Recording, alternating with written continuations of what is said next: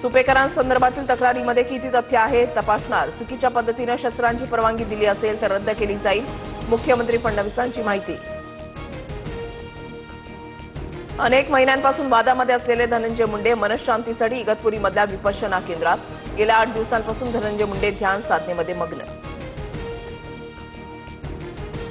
सरकारी कर्मचाऱ्यांनी लाडक्या बहिणीचे 3,58,00,000 लाटले. 2,652 सरकारी कर्मचाऱ्यांकडून लाडकी बहीण योजनेचा लाभ.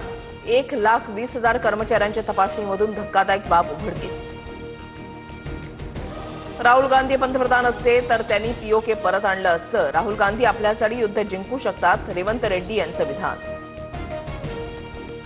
युद्धविरामासाठी पाकिस्तान विनवण्या करत होता. ब्रह्मोस मिसाईलनं दुश्मनांच्या घरामध्ये घुसून विध्वंस केला. दुश्मन कुठेही असो त्याला उत्तर दिलं जाईल. मोदींचा पाकला इशारा.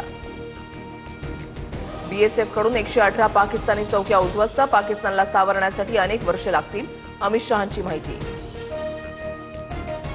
सिंधू पाणी करार आमच्यासाठी लक्ष्मण रेखा. पाण्याशी संबंधित बाबींवर पाकिस्तान कधीही भारतासमोर झुकणार नाही. पाक लष्कर प्रमुख असीम मुनीर यांचं विधान.